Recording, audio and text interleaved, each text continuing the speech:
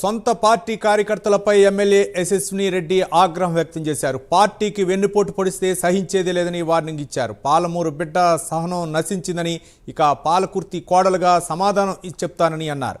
పార్టీకి నష్టం జరుగుతుంటే చూస్తూ ఊరుకోవాలా అని ప్రశ్నించారు.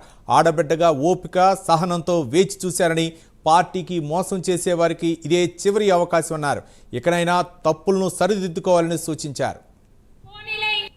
మనం అందరము చేసేది కూడా కాంగ్రెస్ పార్టీకే.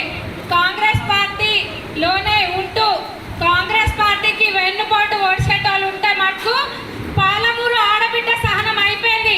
పాలకుర్తి కోడలు సమాధానం చెప్తుంది.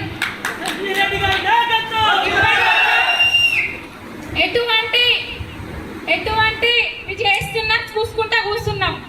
పోనీలే ఇంకా మారుతారేమో, పార్టీ కోసం పడ్డారు కదా, ఇంకా మారుతారేమో అంటే ఇంకా మంచి అంటే ఇంకేందో అన్నట్టుంది కథ. ఎంతకన్నా ఓపిక ఉంటుంది ఎవరికైనా? అంటే మీరు ఎట్లా పడితే అట్లా మాట్లాడుతుంటే, పార్టీకి నష్టం చేస్తుంటే, ఇక్కడ ఉన్న కాన్స్టిట్యూన్సీలో ఉన్న లీడర్లకి పార్టీకి నష్టం చేస్తుంటే చూసుకుంటా కూర్చోవడం అయిపోయింది. ఇంకా సమాధానానికి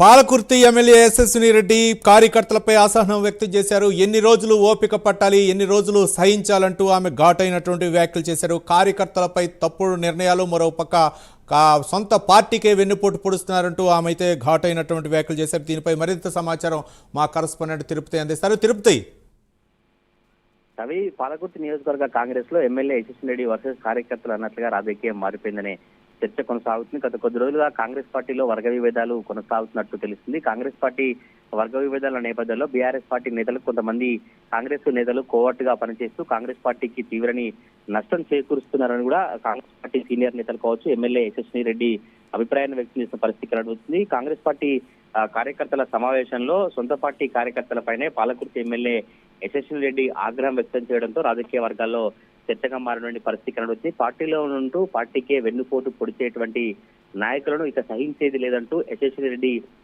హెచ్చరించారు.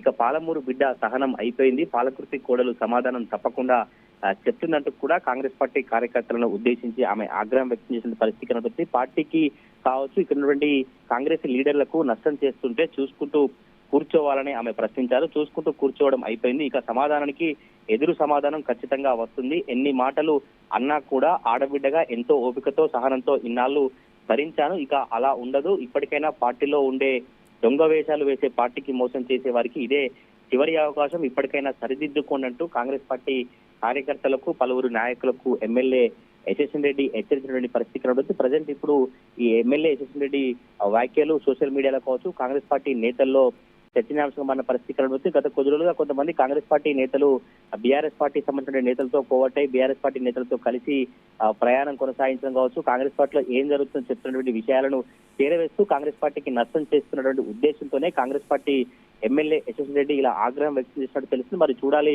ఈ కాంగ్రెస్ పార్టీ కార్యకర్తలు ఎట్లా స్పందిస్తారు, టీపీసీస్ కావచ్చు, రాష్ట్ర కాంగ్రెస్ నేతల ఎమ్మెల్యే వ్యాఖ్యలకు ఎట్లా చూస్తారో Ravi. Right, thank you Tirupati.